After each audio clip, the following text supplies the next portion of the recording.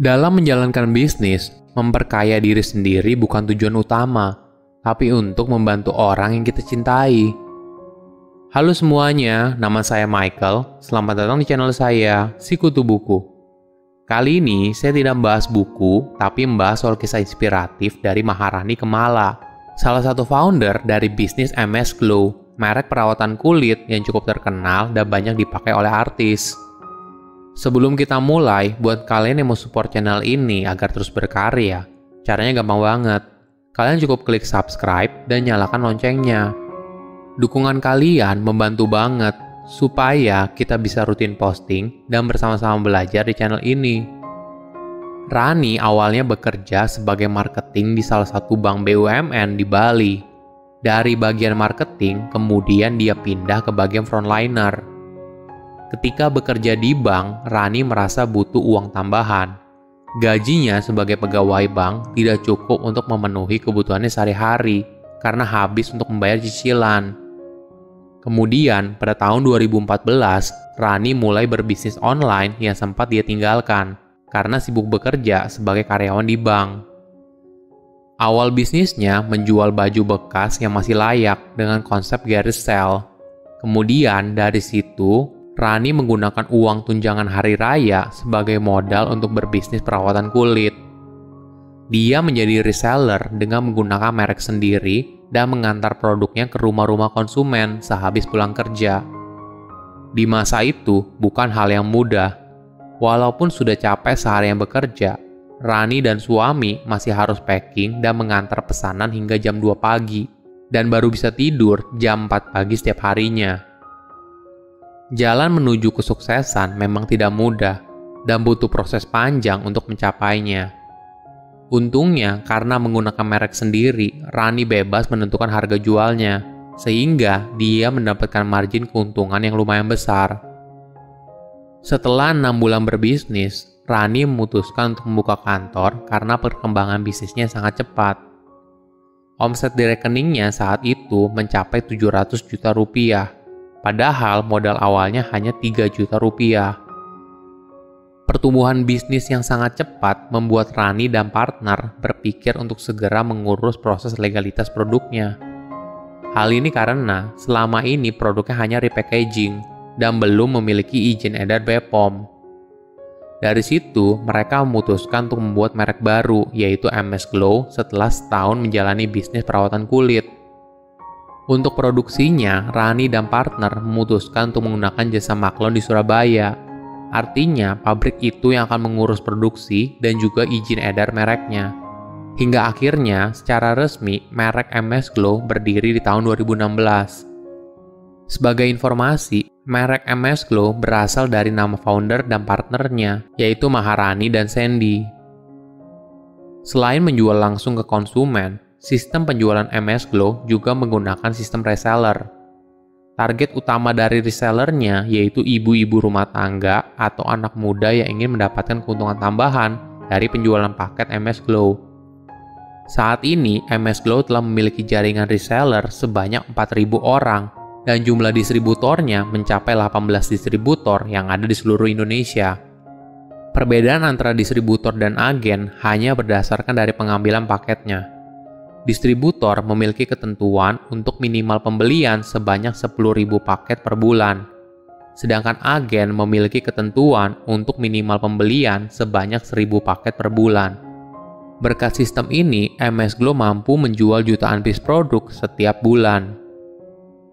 Menariknya, walaupun Rani tidak memiliki latar belakang sebagai dokter kecantikan, tapi dia mampu membuat merek MS Glow sebagai salah satu merek perawatan kulit yang cukup besar di Indonesia. Rahasianya ternyata dia sudah memiliki tim R&D sendiri untuk menghasilkan inovasi produk. Jadi, karena kiblat skincare itu kebanyakan dari Korea Selatan, setiap ada produk perawatan kulit yang sedang ngetren, pasti tim R&D-nya sudah mulai mempersiapkan produk terbaru dan dikemas dalam merek MS Glow.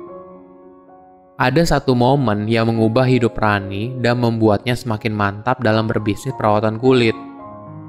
Saat awal merintis usahanya, Rani bertekad agar adiknya bisa kuliah kedokteran. Saat itu, adiknya masih duduk di kelas 2 SMA. dan Rani masih jadi reseller produk lain. Walaupun adiknya juga tidak memaksa harus masuk ke kedokteran, tapi Rani ingin sekali membantu biaya kuliah adiknya. Dia ingin sekali menyekolahkan adiknya karena sebenarnya Rani punya cita-cita mau jadi dokter. Cuma karena kondisi ekonomi keluarganya saat itu tidak memadai, maka Rani tidak bisa melanjutkan untuk kuliah kedokteran. Tapi Rani bertekad kalau dia akan menyekolahkan adiknya hingga lulus kuliah kedokteran. Rani melihat adiknya tuh punya minat yang tinggi dalam bidang kedokteran. Bahkan sejak SMA, adiknya telah lulus sekolah akupuntur. Bukan cuma punya tekad untuk menyekolahkan adiknya, Rani juga punya niat tulus lainnya. Ketika awal mendapatkan untung dari bisnis, Rani langsung memakainya untuk membayar hutang orang tuanya. Dia merasa selama ini bisnisnya cukup mulus, karena niatnya untuk membantu orang tuanya dulu, adiknya dulu, baru kemudian dia dan suami menikmati hasilnya. Rani memberikan tips apabila kamu ingin memulai berbisnis. Pertama, harus percaya diri. Kamu harus yakin kalau kamu mampu menjual produk yang kamu punya. Kedua, manfaatkan teknologi. Rani bercerita kalau klinik kecantikan MS Glow ketika baru pertama kali dibuka di Bali, waiting list-nya langsung 3 bulan. Tentu saja hal ini sangat luar biasa. Rahasianya, ternyata klinik MS Glow selalu memiliki teknologi tertinggi. Bahkan pada saat itu, Rani berani menginvestasikan laser treatment yang didatangkan khusus dari Eropa dan hanya dimiliki oleh MS Glow. Selain itu, penjualan produk perawatan kulit dari MS Glow juga banyak menggunakan media sosial sebagai medium pemasarannya. Ketiga, jangan berhutang melebihi dari harta yang kita miliki. Pelajaran ini didapat Rani dari orang tuanya, karena di masa lalu orang tuanya pernah mengalami kejadian yang sangat buruk. Oleh karena itu, prinsip Rani adalah jika ingin berhutang, maka harus punya aset 2 kali hingga 3 kali lipat dari nilai hutangnya.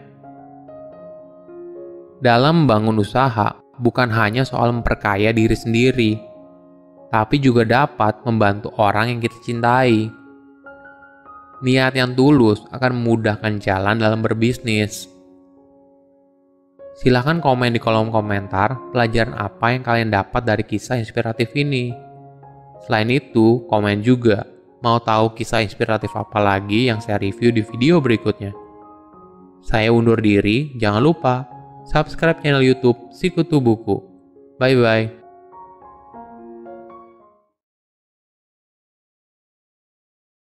Oke, Bu Maharani udah hadir bersama aku di sebelah nih. Gimana Bu Maharani? Udah oke? Udah aman? Udah oke.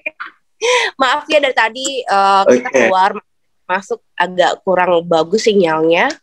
Terima kasih buat teman-teman Universitas apa Kak? Guangjing China ya? Iya, kita dari dari Persatuan Pelajar Indonesia Tiongkok, cabang kota Hangzhou, Ningpo, dan juga Suzhou. Selamat suaraku jelas ya, Bu? Semuanya, terima kasih.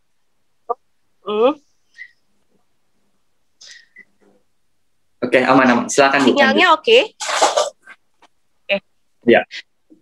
Terima kasih Kak Rio sebagai moderator. Teman-temannya, perkenalkan nama saya Maharani Kemala. Jadi saya founder MS Glow.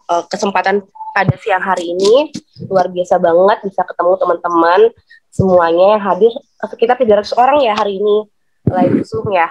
Jadi terima kasih banget. Mungkin kita lebih ke pertanyaan teman-teman, bagaimana sih kita memulai usaha bisnis skincare, apalagi teman-teman kebanyakan ada di Tiongkok ya, yang biasanya kita memang base-nya di sana adalah gudangnya produksi skincare atau bahan jadi dari skincare. Jadi mungkin teman-teman di sini bisa tanya jawab langsung kepada Rani sendiri bagaimana step-step awal kita memulai usaha dan mengalami apa di pandemi ini. Mungkin nanti lebih ke tanya jawab aja Kak Ria. Iya, benar banget. Oke, kita mungkin langsung aja ya masuk ke topik kita. Tapi sebelum itu, mungkin Kak Rani sendiri ini kan sebagai sosok yang inspiratif dan di umur Karani yang mungkin baru umur 32 tahun ini sekarang ini, aku pengen tanya-tanya dulu nih asal-usul mungkin kenapa pengen terjun ke dunia industri kecantikan? Boleh diceritain gak nih? Nah, awalnya pengen terjun langsung itu sebenarnya karena kita pengguna. Jadi memang awalnya itu kita suka banget yang namanya kosmetik. Jadi dari kita pergi ke kota mana atau ke luar negeri, pulangnya udah pasti kita bawa oleh-olehnya kosmetik kalau wanita gitu loh. Kalau nggak kosmetik pasti parfum. Udah pasti dua hal itu yang kita suka banget belanja di luar. Apalagi zaman dulu di Indonesia sendiri, khususnya di Bali ya, aku kan memang asli Bali. Jadi di Bali tuh kosmetik tuh sangat jarang dulu awalnya.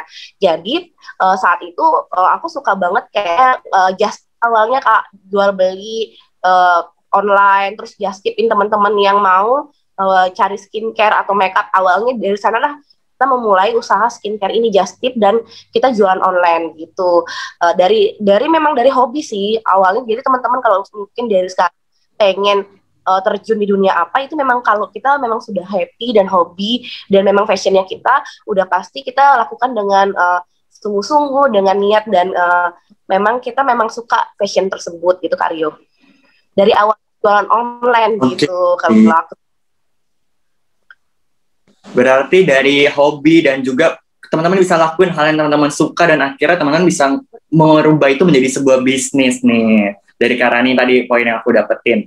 Mungkin bisa juga diceritain, kan Karani kalau nggak salah dulu tuh merupakan teller bank ya, atau kerjanya di bank gitu. Dan memutuskan pindah haluan seperti ini tuh susah nggak sih memutusinnya, apalagi mungkin banyak yang, atau mungkin teman-teman yang lagi kuliah, misal kuliah jurusannya A, terus atau nanti kerjanya berbeda. Itu ngambil keputusannya susah nggak sih? Atau mungkin apa yang dipikirkan pas lagi saat itu?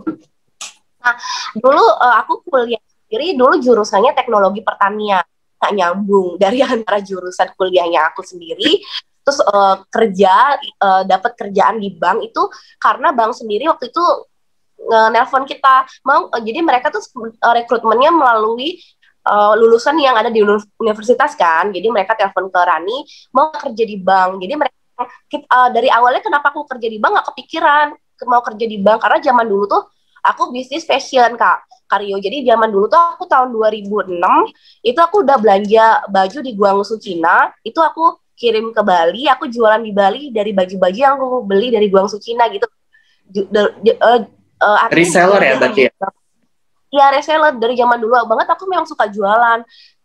Dulu waktu pertama kali fashion tersebut aku jualnya melalui web, terus Yahoo Messenger zaman itu. Jadi teman-teman mungkin belum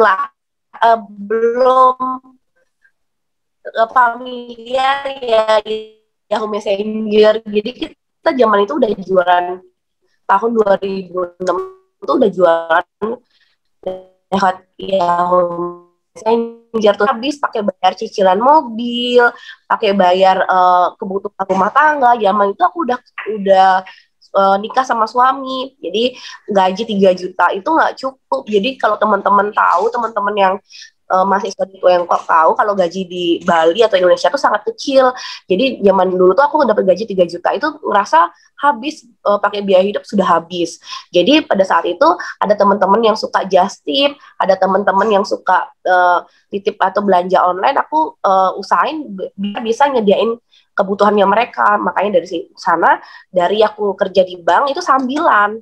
Jadi aku sebagai customer service dulu pernah jadi marketing juga selama 3 tahun di bank. Terus 2 tahun terakhir jadi customer service. Di sana pada saat orang-orang pada nasabah-nasabah tuh kan pada aku add ini ya kan, Facebooknya semuanya. Jadi dari nasabah itu juga ngerasa, Kak, Mbak Rani kamu pakai apa? Aku mau dong beli. Jadi dari sana kita jualan namanya skincare. Jadi yang skincare yang aku pakai aku jualin lagi ke mereka. Terus kita akhirnya pakai label atas nama kita sendiri. Jadi saat itu, jadi kita ngerti namanya perizinan, namanya kita usaha baru ya, ada trial and error-nya. Jadi kita nggak ngerti namanya perizinan apa itu, BPOM apa, kita nggak sama sekali nggak ngerti. Berjalan aja sesuai dengan alur. Jadi kita relabel punyanya orang, terus kita jualan tahun 2014 itu. Terus akhirnya jualan namanya brand orang nih ya kan, terus akhirnya kita jualin ke customer kita, nasabah kita yang jadi nasabah bank pada saat itu Karyo. Akhirnya pertama kali aku punya uang, aku pakai uang itu sebagai ngiklan gitu loh, promosi. Jadi kenapa si brand ini cepat banget boomingnya, karena kita benar-benar targetnya brand awareness kepada orang-orang. Jadi berapa sih kita punya laba, jadi kita udah hitung nih, kita harus punya budget promosi sekian, biasanya 20% kan dari laba, tapi awal-awal aku sampai pakai 50%. 50% aku pakai karena kan biar orang-orang kenal sama produk aku kayak bakar duit gitu, punya cuan 100% nih ya, 100 juta gitu ya, 50 juta gue udah pakai endorse, terus udah pakai ke influencer, sudah kita pakai ke beberapa strategi brand awareness lainnya, kita udah pakai jor-joran ke sana awal-awal itu. Terus akhirnya brand tersebut menjadi aku kayak yakin sama partnerku sendiri ngerasa kita harus serius nih di skincare gitu, karena sudah terjun dan ada resellernya juga pada saat itu, kita rekrut yang namanya reseller, jadi kita nggak kerja sendiri dan kita nggak jualan offline, kita murni dari awal jualan online. Akhirnya terbentuklah reseller-reseller MS Glow seluruh Indonesia itu, dan akhirnya si reseller ini membantu kita dari sekarang, dari dulu sampai sekarang yang membantu mendongkrak penjualan MS Glow. Jadi basisnya si MS Glow ini adalah jualan ke reseller. Jadi jual putus atau jual reseller to reseller gitu. Makanya dari sana mungkin MS Glow bisa pesat perkembangannya karena yang menjual bukan kita doang, tapi mereka. Begitu Kak Rio. Menarik banget ya, berarti dari yang awalnya kecil terus akhirnya Harani berusaha meyakinkan dengan brand awareness dari koneksi-koneksi dan akhirnya membentuk reseller ya, dan MS Glow sendiri kalau nggak salah tahun 2016 baru resmi berdiri ya, benar ya? Dan sebenarnya yang paling susah banget buat kita punya brand itu, kalau teman-teman yang pengen banget punya brand sendiri apapun itu, adalah menciptakan sebuah trust pada orang. Itu paling susah. Bagaimana sih brand kita bisa dipercaya orang, bagaimana sih brand kita bisa diakui orang atau bisa dilihat orang aja dulu awalnya. Oh, brand ini harus dilihat. Jadi kita benar-benar yang namanya brand awareness dulu, kita pasang promosi biar dilihat orang gitu. Ada orang, gitu. mereka harus ada kan. Biar pernah dilihat orang nama logo kita ya kan, itu paling susah loh Kak. Gimana sih logo kita biar orang-orang bisa tahu, biar orang-orang bisa lihat, dan akhirnya orang-orang bisa trust pada si logo kita itu gitu loh. Itu yang menjadi PR banget buat teman-teman yang mau mulai di bidang apapun ya, bukan skincare aja, di bidang apapun, mau mulai usaha di bidang apapun, bagaimana orang-orang ingat dengan brand kita, bagaimana orang-orang bisa trust dengan brand kita. Jadi salah satunya strategi kita di bidang ini adalah personal branding Kak, gitu loh. Strateginya selain kita brand awareness, kita harus personal branding juga, karena strategi personal branding sekarang itu luar biasa banget. Banyak banget kita tahu orang-orang kan dari sosok siapa sih yang punya brand gitu loh. Ada juga kita yang nggak tahu siapa sih yang punya brand itu. Tapi kalau zaman sekarang kebanyakan bahwa kita tahu siapa yang punya brand. Jadi orang-orang melihat brand itu melihat juga personal brandingnya seorang yang punya brand itu. Jadi mungkin dari sana kita harus akui bahwa personal branding itu sangat penting banget di era sekarang gitu loh. Contohnya kita mau beli Tesla ya kan, oh yang punya Elon kan ya gitu. Jadi kita udah ngerti nih sekarang bahwa sebuah personal branding itu nggak bisa kita pandang sebelah mata gitu loh. Makanya dari sana mungkin kami sebagai founder MS Glow juga, saya sama Mbak Sani juga lebih ke memberikan trust itu kepada orang-orang dan meningkatkan personal branding itu Kak, gitu. Oke. Berarti dari awal dalam merintis sebuah bisnis kita juga tahu ya bagaimana mengembangkan produk brandingnya sendiri dan juga personal branding dari yang punya gitu. Yang punya itu paling penting. Jadi itu ada terkaitan antara produk branding dan personal branding, sangat terkait antara satu sama lain. Selain itu juga kita juga harus memberitahu mereka bahwa produk yang kita produksi itu aman loh. Misalnya nih, produk yang produksi itu dibuat dari pabrik kita sendiri loh. Makanya orang-orang kan pada stalking IG personal kita ya, misalnya IG atau apapun itu, mereka ngelihat oh pabriknya ada nih, oh ini yang punya, cukup mereka seperti itu. Akhirnya mereka trust buat join reseller, trust buat pakai juga, terutama buat teman-teman yang punya memarket seperti reseller itu sangat penting. Kadang-kadang orang ngerasa aku join reseller sama mereka percaya nggak sih? Atau mereka bisa dipercaya nggak sih? Sebenarnya itu paling poin utama. Jika seorang orang mau misalnya nih, kita buka jaringan reseller, apakah reseller tuh percaya nggak sama kita? Itu paling pertama, Kak. Jangan sampai akhirnya orang-orang siap, yang aku transferin uang siapa sih ya gitu loh. Apa orangnya ada? Apa kantornya ada? Atau pabriknya ada. Jadi kita memang dari awal lebih ke sana sih, lebih ke berarti sistemnya juga harus jelas, terus habis itu juga keamanan dari produknya agar mereka juga enak buat nanti nyebarinnya ke customer mereka. Benar-benar. Jadi lebih ke sana sih. Poin pentingnya sebenarnya kalau teman-teman yang mau mulai usaha apapun itu, memang sekarang kita harus memang menyisihkan uang kita membuat promosi, itu paling penting. Jadi kalau ngerasa bahwa jualan aku nggak laku, kalian sudah ngelakuin promosi belum sih gitu loh? Kalian sudah ngelakuin apa? Dan ngeluh kalau kalian jualannya belum laku. Jangan dipikir kalau kita cuma promosi terus kita upload aja. Misalnya nih, kita kan shop selling di TikTok ya kan, misalnya. Orang-orang pada lihat. Tapi kalau kita doang yang shop selling, terus kita nggak ada promosi di tempat lain, misalnya kita nggak naikin di influencer, terus naikin di tempat lain, itu juga orang-orang nggak akan close gitu loh. Maksudnya nggak akan closing buat si selling itu. Mereka nggak akan beli juga gitu loh. Cuman mereka tahu aja, oh ya udah shop selling kan, oh ya udah. Gitu. Intinya penting harus juga tahu ya bagaimana mengubah followers ataupun yang pengikut kita dimanapun itu jadi customer kita, itu pentingnya. Juga sekarang ada orang yang bilang digital marketing kan, seperti itu. Customer engagement tuh sangat penting, Kak. Misalnya belum tentu followersnya gede juga itu mendatangkan customer engagement yang sangat tinggi, belum tentu juga. Tapi sebenarnya bagaimana sih kita tuh membuat strategi marketing yang luar biasa. Misalnya zaman sekarang memang harus soft selling, apapun itu teman-teman harus lebih meniru brand-brand yang lagi happening sih. Kalau zaman dulu aku suka banget niru brand yang lagi rame, terus aku ikutin strategi marketingnya kayak gimana, terus kita rubah, kita modif, terus kita lakuin. Jadi kalau kita belum mengerti banget cara alur kita buat campaign si brand, kita harus punya contekan gitu loh, harus nyontek research orang, tapi nggak bisa nyontek kita kerjain, tapi kita contek modifikasi. Iya, harus terus kita ngelihat mereka modifikasi, terus kita bisa ngelakuin itu di produk kita, gitu paling penting. Karena kita juga blank kan, awal-awal aku juga nggak punya staff loh, nggak punya siapa-siapa di sebelah aku. Jadi semua kita kerjain sendiri, dari personal branding, dari brand juga, dari marketing juga, semua kita kerjain sendiri. Makanya dari itu mungkin buat teman-teman yang startup mulai dari awal, dari nol banget, kalian harus bisa ngerjain semuanya memang benar-benar sendiri. Misalnya, aku nggak ngerti buat konten, belajar gitu loh. Aku nggak ngerti buat ini, ya udah belajar dulu. Karena kita nggak bisa nyerahin itu ke orang-orang. Kita nggak mungkin nyerahin itu langsung ke orang yang kita nggak tahu ya kan, kalau kita nggak tahu sendiri. Jadi intinya teman-teman mesti semua harus tahu awalnya. Kalau memang mau jadi pengusaha, keuangan, marketing, semuanya kita memang harus terjun di dunia itu. Gitu. Kita jadi harus tahu ya, harus bidang-bidang apa aja yang kita butuhin dan disesuaikan dengan target market kita, dan juga nanti kalau kita udah punya itu semua dan ngerti, kita bisa delegasiin ke karyawan kita atau ke teman-teman, dan akhirnya kita bisa bangun bisnisnya jadi lebih baik gitu. Benar-benar, Kak. Jadi kalau misalnya kita sudah awal-awal kan udah pasti kita kerjain semuanya kan, tapi berjalannya waktu kita memang udah harus punya kaki-kaki. Bisa semuanya kita kerjain sendiri. Jadi kita perlu orang seperti ini.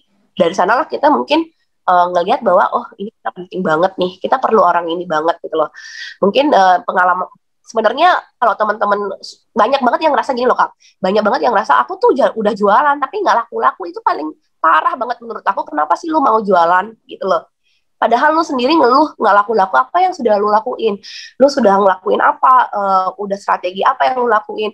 Apakah lu udah pernah marketing, digital marketing, sosial media? Apa lu udah pernah ngelakuin semuanya itu apa belum? Atau seberapa persen lu pernah promosi dari pendapatan lu gitu loh? Kadang-kadang aku ngerasa mereka tuh suka ngeluh yang, aduh nggak deh, aduh nggak bisa gitu loh. Jadi kalau nggak bisa ya nggak usah jadi pengusaha gitu loh. Kalau ngerasa kita nggak bisa, kita jangan yang jadinya pengusaha. Kita cukup mungkin jadi followers aja, atau kita cukup menjadi staff aja. Mungkin di sana mentalnya harus dikuatin Kak. Oke, intinya jangan pernah takut untuk mencoba dan juga keluar dari zona nyaman. Itu penting banget untuk memulai bisnis. Banget. Oke. Tadi aku tertarik kan, kakak bilang kalau misalnya kita bisa menemukan atau mendelegasikan tugas kita ke orang-orang di bawah kita gitu. Tapi aku tertarik karena kakak kan membangun bisnis bersama teman kakak nih, Kak Sandi, dan juga kalian berdua ini menjadi sosok panutan, inspirasi juga bagi para wanita yang mau buat sebuah bisnis lah. Jadinya kadang orang masih punya stigma cewek gak mungkin buat bangun bisnis sebesar ini dan sebagainya. Aku sekarang mau tanya, apa sih tips buat orang-orang yang terutama mungkin perempuan yang masih mikir seperti itu, dan juga untuk menentukan seorang partner bisnis yang baik? Jadi kalau kita pengen banget punya orang sebelah atau partner ya, karena tanpa partner kayaknya bisnis kita juga nggak bisa berkembang rasanya kalau aku sendiri. Jadi kita memang harus punya teman-teman yang punya visi dan misi yang sejalan Kak. Jadi lu harus punya teman yang visi dan misinya sejalan. Jadi apa sih tujuan kita untuk membuat sebuah brand ini? Bukan uang loh Kak. Jadi kalau ngerasa aku pengen uang yang banyak itu udah nggak mungkin, harus dihilangkan. Tapi lu harus punya visi dan misi yang sejalan. Misalnya nih, gue harus bisa seperti ini nantinya, gue harus bisa seperti ini nantinya. Dan ini agak susah banget kita cari teman-teman yang seperti ini gitu loh. Dan satu lagi, kalau kita sudah punya partner, kita harus bisa menerima dan menutupi kekurangannya, gitu paling penting. Dan bagi tugasnya yang sangat luar biasa yang harus kita lakuin. Pinter-pinter bagi tugas, karena kalau kita sudah namanya joinan, punya dua kepala, itu agak susah kalau kita memang orangnya nggak bisa nerima kesalahan atau kekurangan atau melengkapi kelebihan tersebut. Jadi poinnya kalau teman-teman mau punya partner joinan, carilah orang yang punya visi dan misi yang sejalan pertama. Terus yang kedua, lu harus pintar buat melengkapi satu sama lain, itu paling penting, dan pembagian tugasnya udah harus jelas di awal. Itu 3 hal yang harus teman-teman lakuin. Mungkin kalau dari sekarang ketemu teman yang menurut kalian cocok, kalian juga harus cek juga. Kalau aku sih sebenarnya ngeceknya ke CEO Kak. Kalau awal gini nih, kalau awal ketemu orang kita mau bisnis baru ya kan, aku juga kasih tips nih. Kadang-kadang ini percaya nggak percaya, kita kan percaya nggak percaya nih. Aku kadang-kadang ngerasa, lu CEO-nya apa sih gitu. Lu tahun lahirnya apa sih? Oh ini cocok nih buat aku. Jadi aku dari awal sih sebenarnya ke sana, maksudnya finally ke sana sebelum kita ngelihat visi misinya kita yang sama gitu loh. Jadi kalau misalnya ngelihat orang, jangan ngelihat temen yang money oriented tuh jangan. Jadi kalau aku saranin, carilah partner yang bukan money oriented. Jadi dari awal kalau mau susah ya jatuh bareng, kalau mau bangkit ya bangkit bareng. Jangan pernah ngelihat orang kalau misalnya nih, gue dapat apa sih, itu udah nggak cocok. Kalau sendiri nggak cocok. Misalnya nih kalau kita baru kerja, aku capek, aku kan udah harus dapat lebih, itu jangan. Itu udah nggak cocok di aku. Aku udah pasti orangnya bagaimana lu mau loyal ke kita, bagaimana lu nggak pernah mandang kita tuh uang, itu paling penting. No, bukan money oriented. Jadi kalau kalian nyari partner, udah pasti jangan yang money oriented, itu paling penting banget. Jangan langsung ngelihat hasilnya, tapi kita bareng-bareng prosesnya, dan hasilnya kita bareng-bareng juga. Iya, perlu digarisbawahi teman-teman, nyari partner jangan money yang oriented. Dan tadi udah dibagi 3 hal, aku ulang lagi, kalian harus punya partner yang visi misinya sejalan, juga bagi tugasnya jelas, karena kalian bakal punya 2 kepala, dan juga bagaimana kalian bisa bagi-bagi sharing, dan juga kalian nggak boleh egois gitu kalau kalian jadi partner kan pastinya. Tadi mungkin ada yang belum dijawab, bagaimana nih kakak menilai kalau masih banyak perempuan-perempuan di luar sana yang masih merasa bahwa mereka itu belum pantas atau kayak dianggap remeh lah, nggak bisa jadi seorang pemimpin gitu, gimana nih, bisa di-sharingin nggak? Sebenarnya banyak banget sih yang ngerasa minder ya, paling seringnya tuh minder. Aku juga dulu awal-awal juga ngerasa kayak gitu. Apa aku bisa sih memimpin sebuah perusahaan? Tapi sejalannya itu kita harus berjalan, Kak. Maksudnya kita nggak usah mikirin seperti itu. Kita juga harus mikirin, kita buat usaha nih. gimana caranya usaha kita berkembang, itu aja poinnya. Setelah berkembang lu akan jadi pemimpin perusahaan gitu loh, mau nggak mau. Tapi dari awal ngerasa gue nggak bisa nih mimpin perusahaan, aku bisa nggak usah yang namanya usaha, lebih baik nggak usah. Tapi dari awal lu ngerasa bahwa aku bisa nih buat usaha ini, usahaku berkembang, nanti suatu saat aku punya anak banyak, itu akan sejalan dengan waktu gitu loh. Lu akan sejalan dengan waktu, dan sudah pasti waktu itu menentukan nantinya suatu saat lu bisa sukses apa enggak gitu lah. Itu aja sih. Yang penting dari awal lu harus yakin. Kita yakin nggak sekarang? Yakin nggak dengan sikap yang kita harus ambil? Misalnya nih, kita harus ngambil sikap A, ya udah kita harus tegas ngambil sikap A.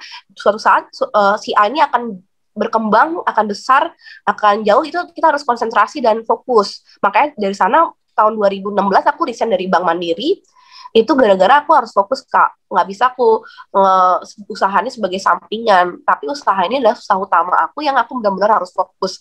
Makanya mungkin dari tahun itu si MS Glow ini bisa berkembang sampai saat ini. Jadi karena kita memang benar-benar fokus di usaha ini gitu loh. Oke, jadi bukan masalah gender ataupun mungkin background teman-teman semua, tapi bagaimana kalian harus bisa yakin dan kalian percaya sama jam terbang dan waktu kalian dalam diproses membangun bisnis kalian. Benar. Oke, sekarang kan kita mau masuk ke peran berikutnya.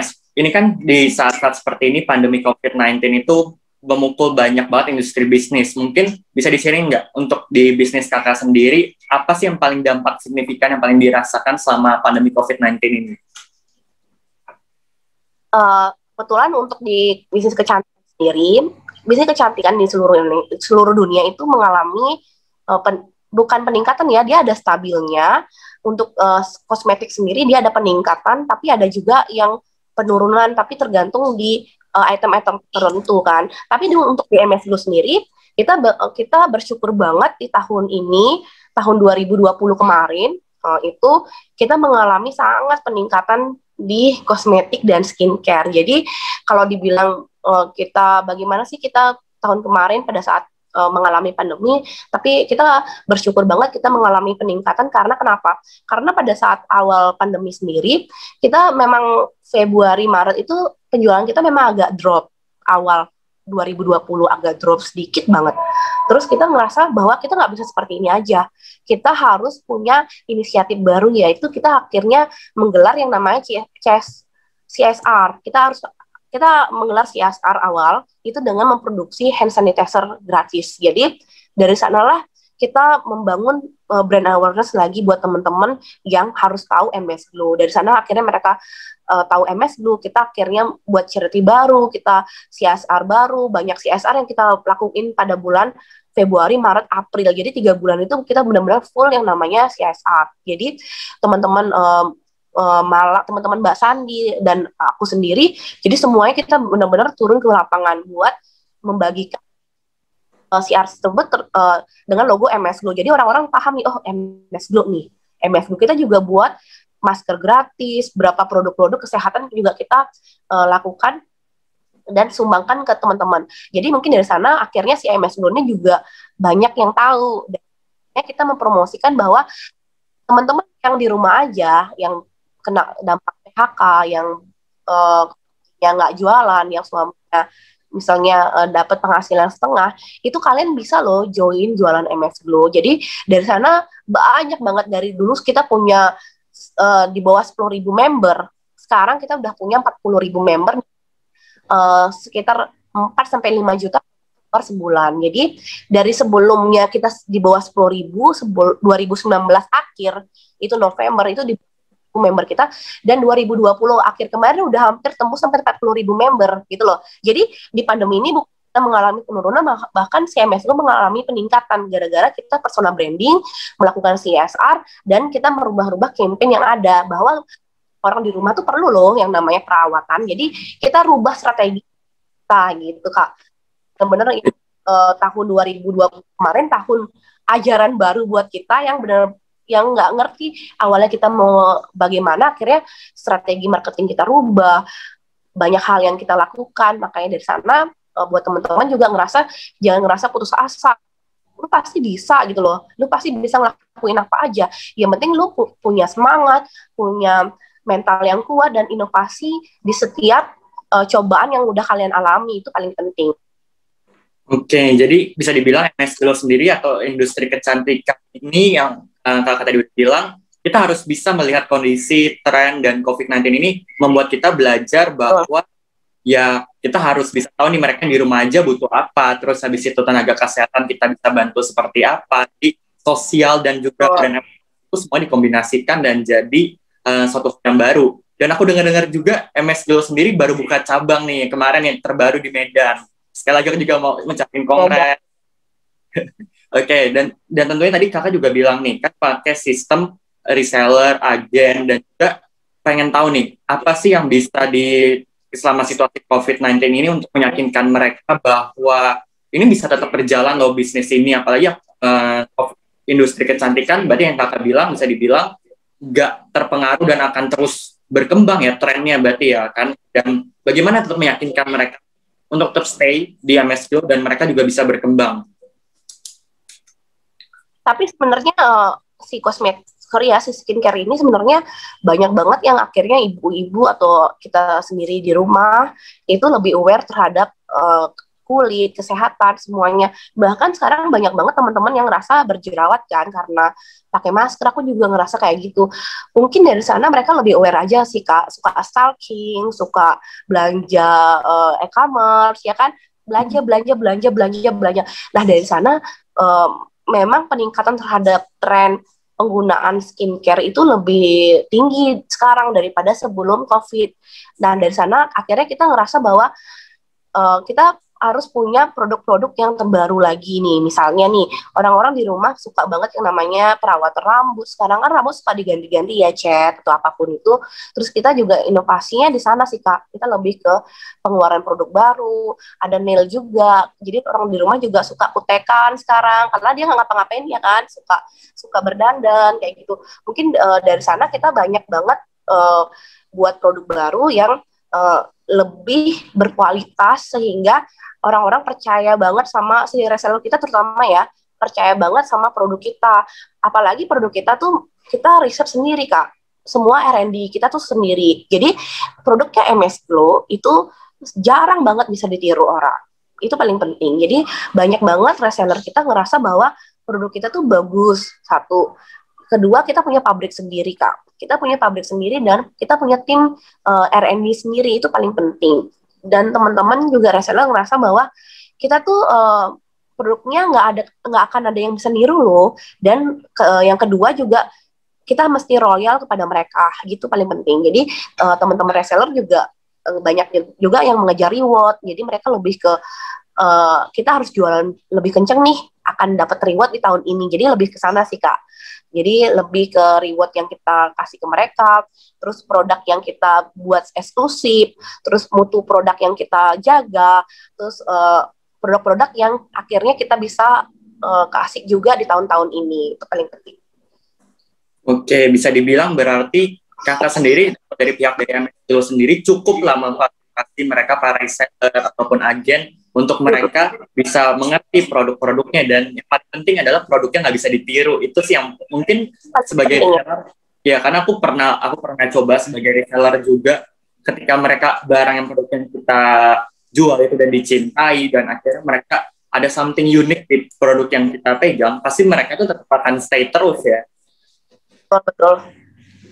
Itu paling penting sih, ada sesuatu yang orang lain nggak punya tapi si MS punya gitu loh maksudnya. Jadi orang-orang walaupun pada saat kemarin kita tuh limit banget nih ya, kita produksi nggak bisa memenuhi kapasitas produksi ya kan. Jadi permintaannya tuh sangat luar biasa. Orang-orang pada beralih ke skincare lain, tapi ujung-ujung mereka akan balik lagi ke MS loh gitu loh. Karena formulasi dan semuanya tentang MS tuh nggak ada yang bisa niru Kak gitu loh. R&D kita sendiri, riset kita sendiri, pabrik kita sendiri, semua bahan-bahan yang kita tahu cuma kita sendiri gitu loh. Jadi kalau orang skincare Oke. Berarti udah banyak tips yang udah dikasih banget sama Kak Rani dalam kalian membangun, terutama yang mau bergerak di dunia industri kecantikan, bahwa kalian tuh harus bisa research, harus bisa yang barangnya unik, dan kalian juga ya kalau kalian udah punya reseller, apalagi kalian yang bekerja sama sesama reseller, kalian juga harus bisa memperlakukan mereka dengan baik. Oke, sekarang ini aku pengen, sebelum pertanyaan ini, setelah pertanyaan ini, kalian bisa langsung nih Q&A, di mana kita akan masuk ke sesi Q&A bagian bisa langsung ke chat private admin Q&A. Oke nih Kak, boleh diceritain dulu nggak nih target 2021 atau harapan atau apa lagi yang akan dilakukan MS Glow di tahun ini? Kalau tahun 2021 sendiri, sorry ya.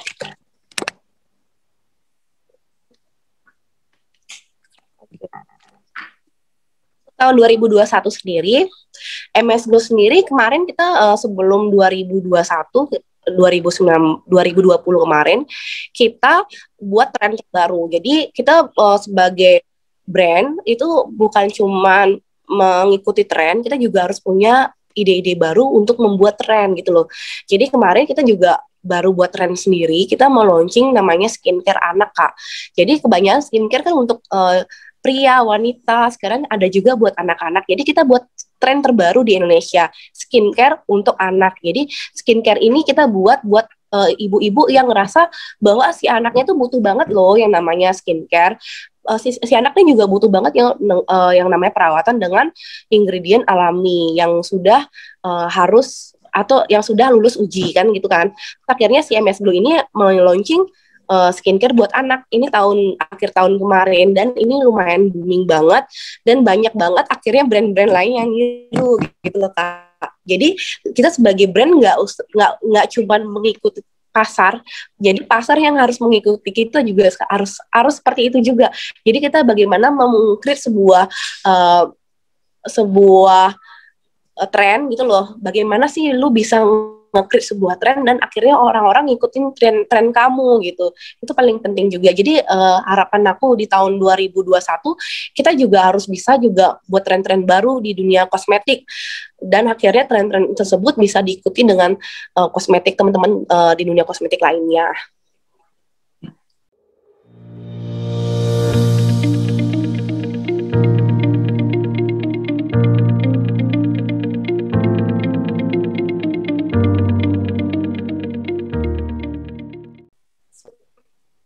Jadi kemarin banyak banget yang bertanya bagaimana sih awal aku ketemu Mbak Sandi. Dulu aku jadi barang disuplai sama Mbak Sandi semua skincare, terus kita repacking. Aku tugasnya waktu itu marketingin nih ceritanya barang-barang tersebut. Jadi dari awal aku kenal Mbak Sandi memang dari marketing, dari online awalnya. Aku beli barang, terus akhirnya barang dikirim, terus aku jualin tuh awalnya. Terus tahun 2000 bertemu dengan Mbak Sandi, ya tuh itu case aku harus, Beb kita ketemu yuk gitu. Akhirnya selama 2 tahun kita jalan kerja sama nih, jual beli nih. Akhirnya ketemulah sama Mbak Sandi dulu di Surabaya tahun 2016 bulan Juli kalau nggak salah. Akhirnya bulan Agustus kita buat brand yang namanya MS Glow. Jadi gitu. Jadi ketemu orang nggak tahu kita ketemunya di mana, namanya sudah waktu dan rezeki dan segala macam, kita juga nggak tahu juga bisa sebesar ini. Itu memang benar-benar mungkin karena kita ngejalannya sesuai dengan flow aja. Akhirnya kita ketemu orang dengan baik, dengan niat tulus juga, dan dengan visi misi yang sama gitu Kak.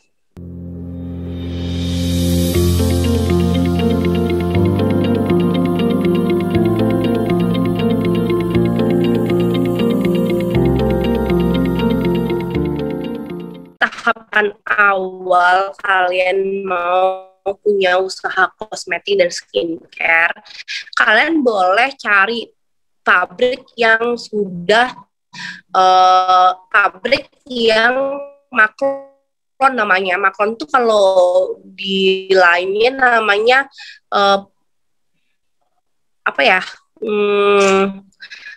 pabrik yang memberikan jadi carilah pabrik-pabrik tersebut. Caranya kalian bisa cari di Google pabrik yang sudah bersertifikasi CPKB namanya. Cari pabrik yang sudah bersertifikasi CPKB kalau di Indonesia. Terus yang kedua yang sudah berizin, biasanya pabrik tersebut membantu kalian perizinan dari zero sampai finish. Jadi pabrik Kuban sendiri sudah pernah membuat program ini awal-awal kita buka pabrik. Jadi membantu teman-teman yang kesusahan untuk menjalani membuat usaha kosmetik itu udah pernah buatin. Tapi cara berjalan yang kedua, pabrik tersebut harus CPKB. Terus yang ketiga, kalian harus punya hak paten nama. Ingat tuh, hak paten dari brand kalian sendiri. Kalian bisa cari pabrik yang bantuin buat patenin brand kalian, itu bisa biasanya pabrik-pabrik tersebut menerima jasa tersebut yang comes A gitu ya. Jadi kalian harus punya brand mark namanya. Brand mark itu kalian harus punya, itu yang ke 1, 2, 3, 4, yang keempat nih, yang brand yang kalian harus punya nih, yang kesukaan kalian, produk yang kesukaan kalian harus punya. Terus yang kelima, kalian udah harus tahu nih.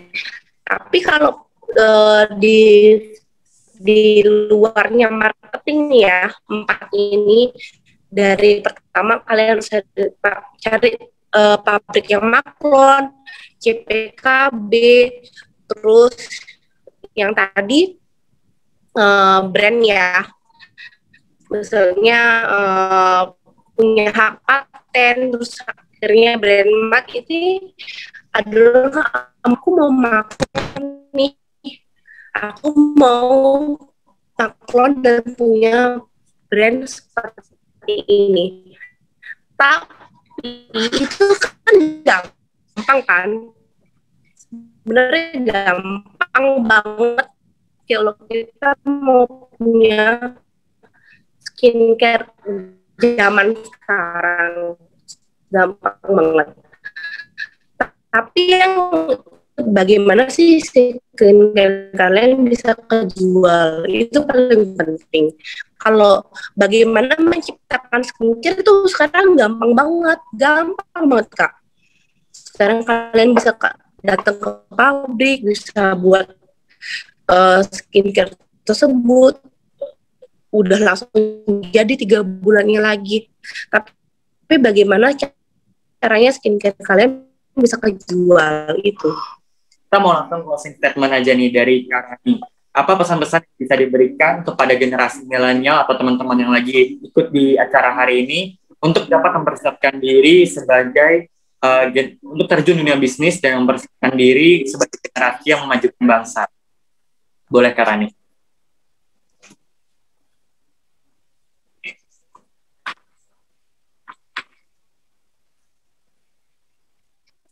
Dari teman yang lagi di sebagai bangsa. Boleh Kak Rani. Buat pertama fokus, yang kedua inovasi, dan yang ketiga kamu memang harus melihat atau misalnya lebih menguasai tentang keuangan dari perusahaan. Jadi ada 3 penting itu semuanya.